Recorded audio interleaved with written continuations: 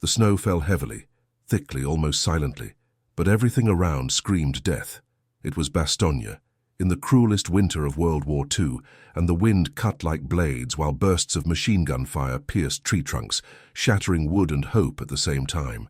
On the front line, a group of American soldiers tried to hold what remained of their position, while the Germans, hidden among black, ice-covered trees, fired relentlessly. In the midst of it all, there was a man. A recruit, no. One took seriously, the too skinny, the boy they said wouldn't last a single winter in Europe.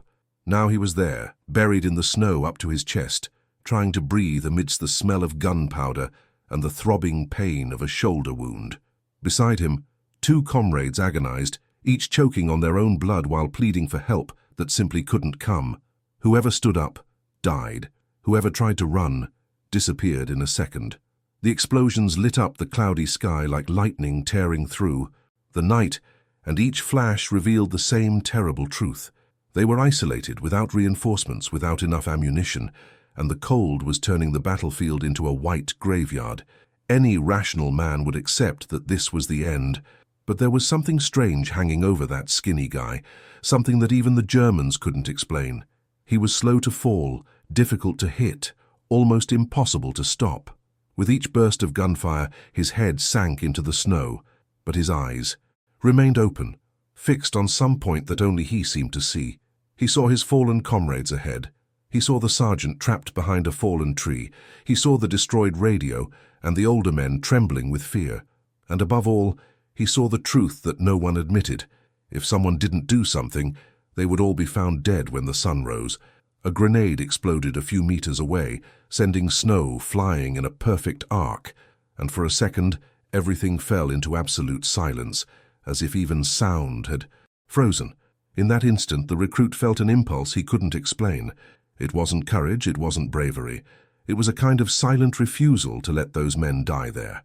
He clenched his teeth, ignored the blood running down his arm, and began to observe the frozen field with almost animalistic attention, assessing distances, shadows, broken tree trunks, and holes opened by artillery.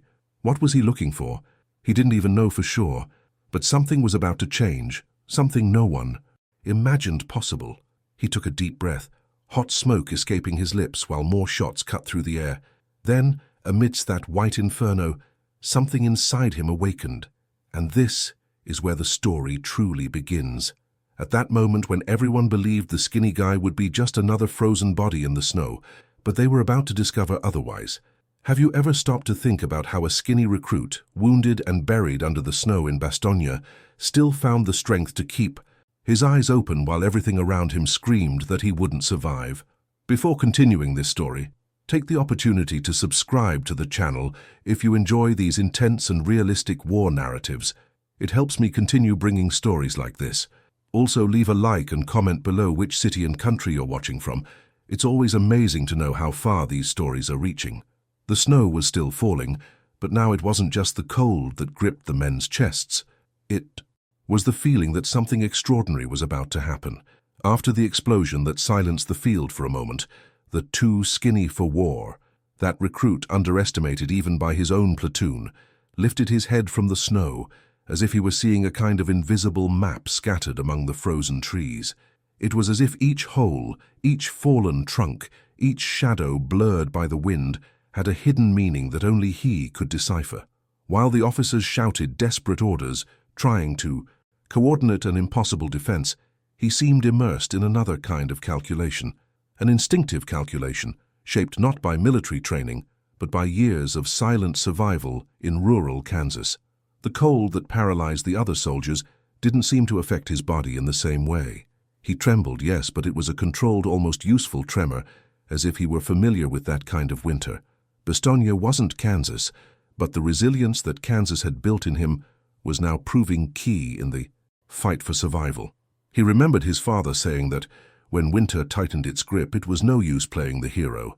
It was necessary to observe the land, recognize the points where the wind deceived, understand where the ground was firm and where the snow hid traps.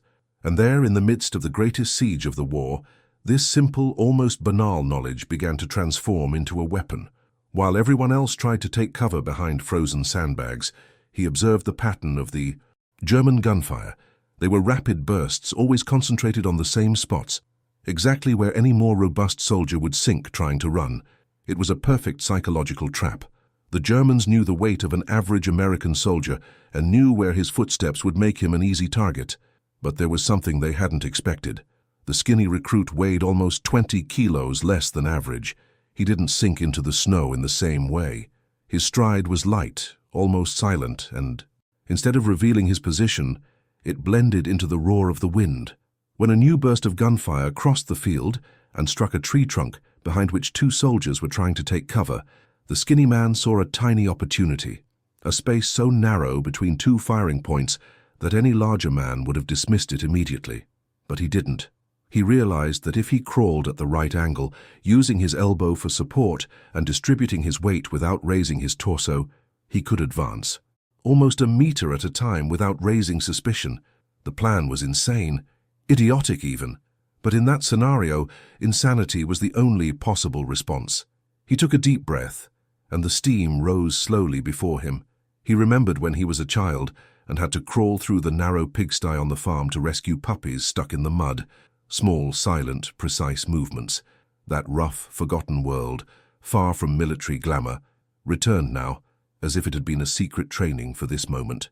The blood that trickled from his shoulder left a trail in the snow, but he ignored the pain. He knew that if he thought about it, he would freeze. And to freeze, there was to die. When he made his first move out of the trench, even the Americans behind him couldn't believe it. An eerie silence fell over the men around him, as if they were all witnessing something forbidden. He glided forward, disappearing into the white mist. Only trembling breaths and the distant impact of artillery could be heard. Every inch gained seemed to be negotiated with his own life. At any second, there could be a final burst, a precise shot, an explosive fragment that would transform his thin body into just another shadow on the ground. But none of that happened.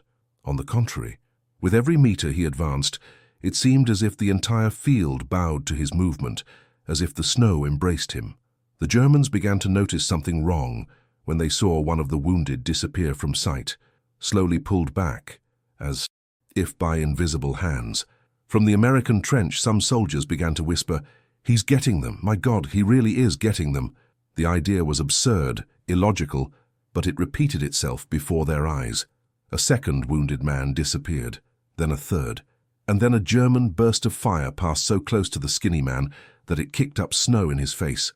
Any man would have frozen with fear, but he just closed his eyes for a moment, as if accepting that danger is part of the process, and continued to crawl.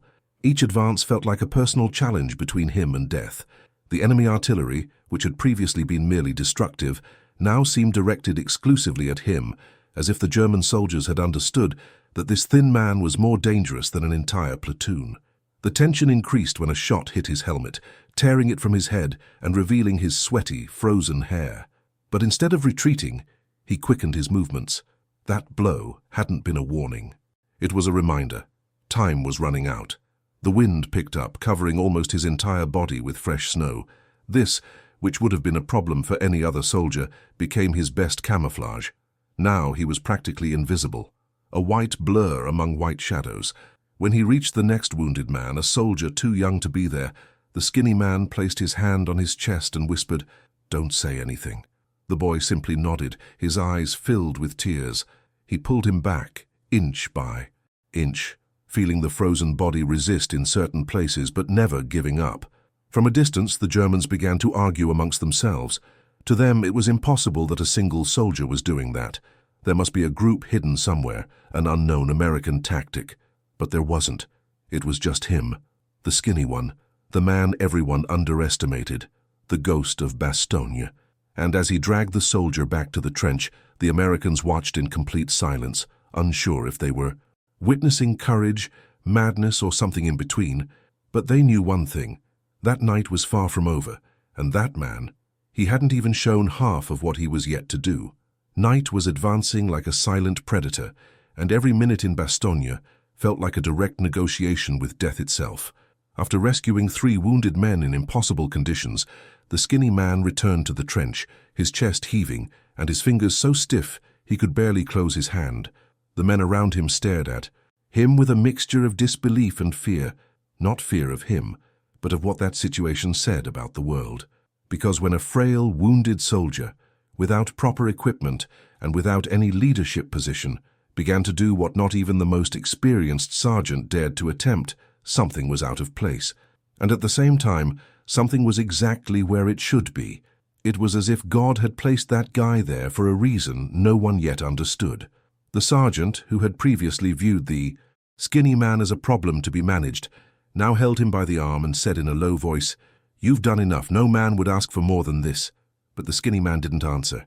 He just stared at the dark field beyond the line of trees, where other muffled cries echoed. He recognized those sounds. They weren't just cries for help. They were men trying to cling to life with their fingertips, trying not to fall asleep in the snow, because they knew that if they closed their eyes, they wouldn't. "Wake up." He stepped away from the sergeant and surveyed the white field again. The artillery had slowed down for a few minutes, probably to reload or reorganize their formation. This interval would be all he had, because when the Germans resumed firing, they would do so with even greater precision, using suppressive fire to eliminate any chance of an American advance. It was now or never, and he knew that never was unacceptable. With his face partially burned by the cold, he began to adjust his equipment in an improvised manner. He tore a piece of the inner lining of his coat to wrap around his forearm and reduce friction from the snow. He adjusted the rifle's strap so it wouldn't hit the ground and make noise. Then he took a nearly frozen canteen, which looked more like a block of ice, and rubbed it against his helmet to cover it with snow, reducing the chance of light reflection. It was a simple, almost pathetic trick, but essential in that type of combat. Everything had to be silent. Everything had to be invisible. Up ahead, 3 soldiers lay fallen, still alive, but too exposed to move. One of them screamed his mother's name. Another tried to pray in a faltering voice. The third simply trembled, clutching his stomach as if it were about to fall apart. The skinny man took a deep breath, ignoring the fact that each inhalation felt like it was cutting through his lungs like broken glass.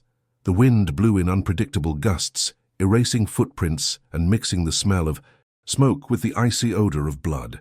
The landscape was almost unreal, as if it had been painted by someone who wanted to depict the boundary between life and oblivion. He crawled out of the trench again, but this time the advance was more complex. The Germans had adjusted their formation after noticing someone emerging from the darkness to rescue the wounded.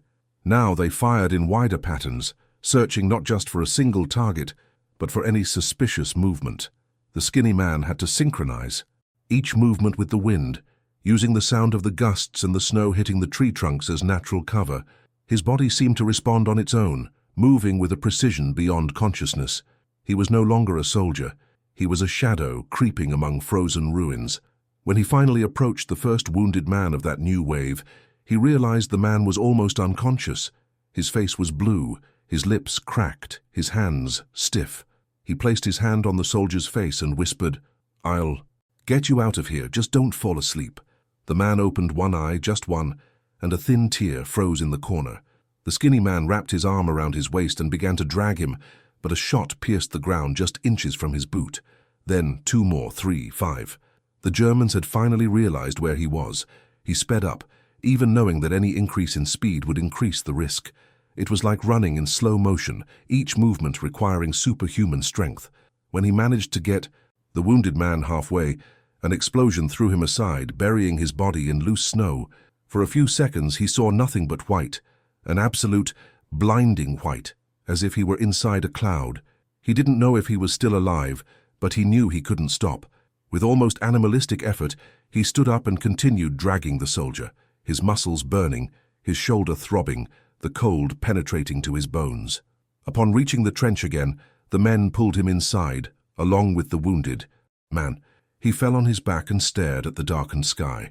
The sergeant tried to hold him by the shoulders, saying he was bleeding too much, but the skinny man pushed his hand away, took a deep breath and said, "There's more." That was all. Nothing more. And that phrase, spoken in a hoarse, almost breathless voice, made everyone understand. He wouldn't stop. Not while there was still someone out there calling for help. Not while the night wasn't over. Not while the war hadn't given its final answer. He was just a skinny recruit, But that night he carried alone the weight of all the men of Bastogne. The entire trench was in shock. Every time the skinny guy came back carrying another man alive, it seemed impossible to imagine he'd find the strength to get out again. But there at the bottom of that icy hole, while the dry crackles of the MG-42s echoed among the trees, something began to change. Not just in him, but in the eyes of the other soldiers. It was as if, suddenly, everyone had realized that this frail boy, who before seemed to disappear into any formation, was seeing the battlefield in a completely different way. He not only survived the impossible, he understood the impossible. And that was the kind of thing no training teaches. When he sat for a few seconds, breathing heavily, the men around him tried to persuade him to stop. A radio operator, his hand trembling, exclaimed, "How do you do it? They shoot at everything that moves, but you disappear into the snow." The skinny man didn't answer immediately. He just looked at his own hands, thin, cold, but steady hands. Then he slowly let his gaze sweep across the white field before them. And it was at that moment that that simple and ingenious trick began to form in his head, as if it had been there since childhood, just waiting for the right situation to emerge. He noticed something no one else saw. The German gunfire had rhythm. Even in extreme cold, the snipers sought targets where they knew heavier. Soldiers would sink. They calculated that every American would move the same way, raising their torso, shifting their weight to their knees, leaving deep footprints. But him? No. He was light. Much lighter than any other man there. And what had always been a source of jokes in training now revealed itself as the key to survival. When he moved, the snow didn't give way in the same way. His body weight didn't crush the frozen ground. His stride was almost floating, and the Germans, watching from afar, simply couldn't guess where he would appear. But that wasn't enough. He needed something more, something that would completely obscure the enemy's vision. That's when the trick became cruelly clear. He took off his helmet, scooped up snow with both hands, and began rubbing it onto the metal until it was completely white, eliminating any shine. Then he broke off dry branches beside the trench and fastened them to his back and shoulders, creating an irregular silhouette, resembling the twisted roots of the tree trunks ahead. The other soldiers watched, bewildered. It seemed like madness, but a methodical, precise madness. An older soldier, with a frozen beard, asked, "Why will this work?" The skinny man looked up and replied with the calm of someone explaining how to harvest corn, "Because they're looking for human shapes, and I won't have any shape." He tied pieces of cloth to his boot to further reduce the sound. Then he tore part of his own blanket to wrap his rifle, preventing any metal from reflecting light or hitting the snow. It was ridiculous, improvised, but it was brilliant. With that disguise, he would no longer be a man moving. He would simply be part of the scenery. And in a battle where every second was measured by enemy aim, becoming part of the landscape was the same as becoming invisible. The sergeant, still perplexed, tried to argue, "That's something a hunter would do, not a soldier." And the skinny man replied, "That's exactly why it will work." Because deep down he didn't fight like a soldier trained by military doctrine. He fought like he fought on the farm, observing the terrain, using the environment, understanding the enemy as one understands nature, without haste, without despair, without underestimating anything. When he crawled out of the trench again, there was absolute silence. It was like watching someone enter a ritual. He vanished almost instantly. The branches caught in his clothes blended into the ground. The snow on his helmet swallowed any reflection, and his slow breathing synchronized with the wind. The scene was surreal. He no longer looked like a soldier. He looked like a winter spirit moving among dead trees. That's when the technical miracle began. The Germans, observing the field, saw only the same white landscape. No human silhouette, no suspicious shadows, no vertical movement, just snow and wind. And that's exactly why they didn't notice when the skinny guy passed less than 20 meters. From an enemy position, he was so integrated into the scenery that even the Americans themselves had difficulty keeping their eyes on him. As he approached the wounded, he mentally calculated the time between each burst of fire. It was as if he could see the mathematics of combat. 2 seconds of pause between each covering shot, 4 between improvised reloads, 3 when the wind blew against the German position, reducing visibility. Each micro-detail added up to a pattern that he understood, instinctively, like understanding the behavior of a frightened ox, or the wind before a storm. And so it was, with that simple trick that seemed almost primitive, that he began to turn the tide of that night, not with force, not with weapons, but with the combination of two things that no one imagined would make a difference: his lightness and his rural intelligence.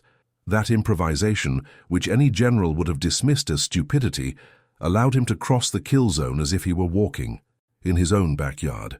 The trench awaited, with the men praying silently, and the skinny man faded further and further into the white darkness, because now, more than ever, he knew what he had to do, and he knew that no one else could do it for him. He had become invisible, and that was just the beginning.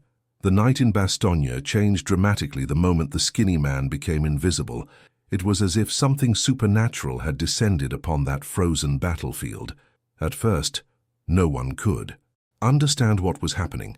The silence was broken only by the sporadic shots of the MG-42s, but there was a strange pattern. The Germans were firing faster and faster, more and more nervously, less and less accurately. It was evident that they felt something they couldn't explain, moving on the white field before them. And this sensation, even without form, affected their psychology in a way that no grenade could. Meanwhile, in the American trench, the men began to perceive the rhythm of the rescues. The skinny one would disappear, and a few minutes later a new wounded man would emerge, dragged through the snow. First one, then another, and another. It was impossible. It was absurd. A single soldier shouldn't be capable of doing this, but he did. Always silent, always crawling, always analyzing each burst of gunfire before advancing. The sergeant murmured, "He's become a real ghost." And no one disagreed, because there, that night, that's exactly what he seemed to perceive: a spirit driven not by technique, but by pure human resilience, and a sense of duty so profound it seemed to come from the soul. Gradually, even the Germans began to realize that something was wrong. Wounded Americans who had previously been exposed simply disappeared. The trail in the snow was so faint it seemed like the work of the wind. The snipers compulsively changed their sights, as if trying to hit shadows fleeing among the trees. Many began to believe that there was an entire group of invisible soldiers coordinating a secret rescue operation. They couldn't accept the reality. It was just one man. It was during this phase that the psychological terror began.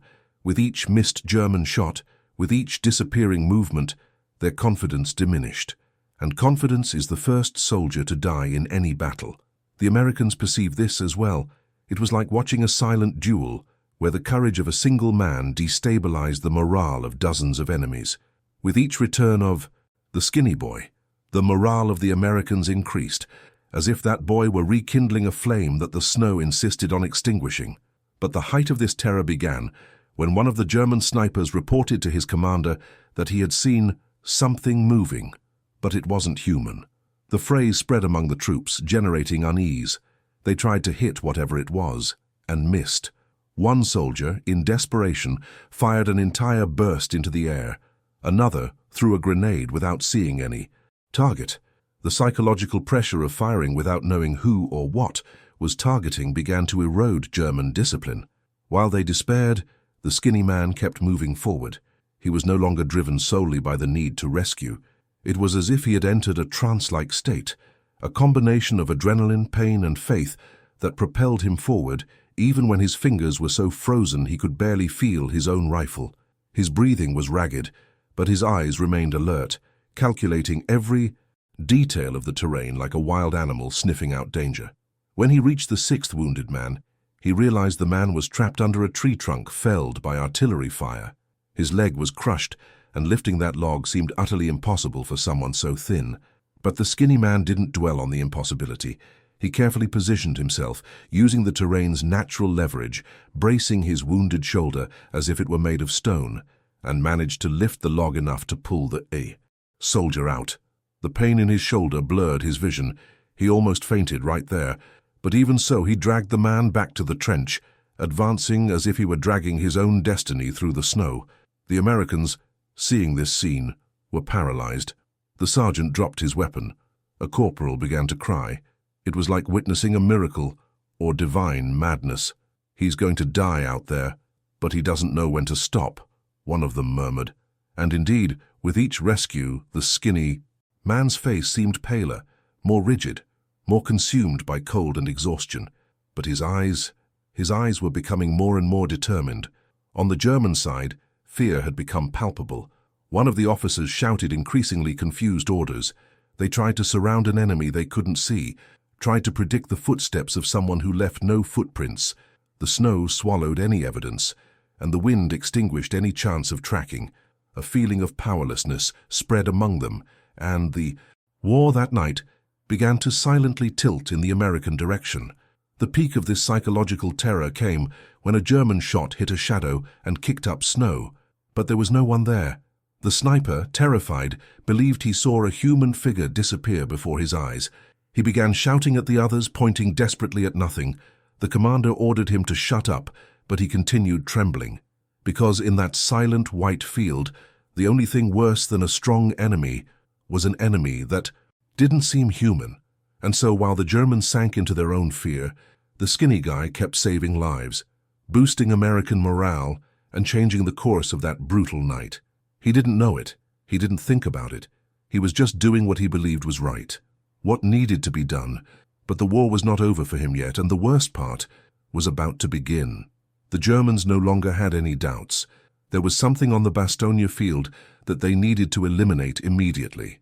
The enemy commander, furious at the successive disappearances of wounded Americans, ordered his troops to concentrate heavy fire on the sector where the Phantom seemed to be operating. It was a desperate but effective response, because contrary to what the Americans thought, the Germans weren't just scared, they were angry. And when a well-trained troop gets angry, it becomes dangerous. In the American trench, the skinny man was almost unrecognizable. His face was a mixture of dried blood, melted snow, and deep dark circles under his eyes. His fingers were purple, his joints ached as if winter were biting into his bones, and the wound on his shoulder throbbed like a hammer driven into raw flesh. Even so, he kept looking out of the trench, as if assessing the darkness and seeing paths that no one else could see. The sergeant tried to grab his arm, desperate. "You've done more than any man. If you go out there again, you won't come back." But that phrase, instead of stopping him, struck the skinny man with the weight of an even greater responsibility. He knew that 2 more wounded men were still alive out there. He knew because he heard one of them groan between bursts of gunfire, a sound so faint that no one else would have noticed. And knowing they were alive was worse than believing they were dead, because that meant that if he stopped, they would freeze to death before dawn. That certainty was like a hand tightening around his throat. He couldn't stop. Not while there was life waiting for help. That's when all hell broke loose. The Germans unleashed an artillery barrage so intense that the snow vibrated beneath their feet. Explosions illuminated the forest like macabre lightning, and each flash revealed flying tree trunks, opening craters, and chunks of earth being ripped away as if the very ground were trying to escape. The first explosion sent a shockwave so powerful that the skinny man fell backward into the trench. His vision blurred, and for a moment, he thought he had lost his hearing. Everything became a muffled hum as if the world were being swallowed by silence, but he stood up, trembling, disoriented, but whole. When he tried to leave the trench again, the second explosion happened so close that pieces of tree bark pierced his leg like shrapnel. He felt the pain tear through his body, but he bit his lip until it bled to keep from screaming. Any sound could give him away, and at that point, the only thing left for him was silence. He swallowed the pain like one swallows fire, took a deep breath and continued. As he crawled a few meters ahead, a rifle shot cut through the air and struck his backpack hard. The impact threw him sideways, sliding him across the snow. He thought he'd been hit in the lung. When he tried to breathe, he felt his breath fail him. But gradually, he realized that the projectile had pierced the backpack and torn only part of the inner lining, just barely, very barely. He braced his elbow against the snow and resumed moving, despite the pain that now throbbed in his ribs. The cold was worse than ever. It wasn't a burning cold, it crushed. It seeped into his clothes, his skin, his bones. It was the kind of cold that made strong men give up, that made veterans cry softly. And there he was, frail, thin, wounded, moving as if made of pure willpower. His breath came in rapid bursts, showing how fast his heart was beating. But he didn't stop. When he found the first of the 2 remaining wounded men, the situation was critical. The soldier was half buried, his leg trapped under compacted snow that had hardened like concrete. The skinny man used his hands, forearms, and even the barrel of his rifle as leverage to break the frozen layer. Each movement was a new pain. Blood trickled between his fingers, mixing with the white snow, creating pinkish stains that disappeared almost immediately. With each inch gained, he felt his body scream, but he continued digging until he finally freed the man's leg. And that's when the worst happened. An explosion detonated behind him so close it threw him face down and opened a deep gash on his forehead. The snow turned red for an instant. The world spun. The sound faded. His breath caught in his throat. He lay motionless, unsure if he had lost consciousness for seconds or minutes.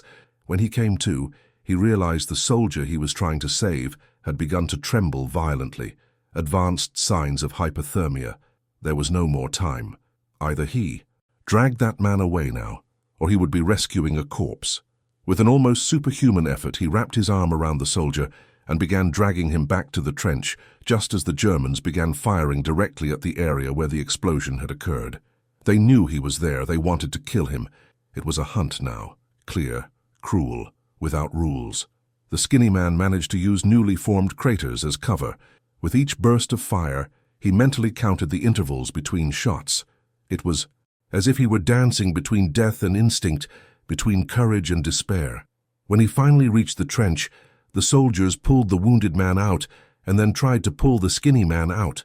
But at that instant, he slipped, fell to his knees, and simply lay motionless. His eyes were glazed over. His breathing was minimal. He was on the verge of collapse. And even then, when the sergeant tried to restrain him again, he murmured, "There's still one missing." It was at that moment that everyone understood. This was no longer just courage. It wasn't adrenaline. It wasn't military duty. It was sacrifice. A sacrifice so great that it bordered on the impossible. And the night wasn't over yet. The skinny man's final crossing began without witnesses. There was no speech, no warning, no words of encouragement. He simply stood up, or as close to that as his strength allowed, and turned back to the frozen field. His steps were unsteady, almost failing. His vision wavered.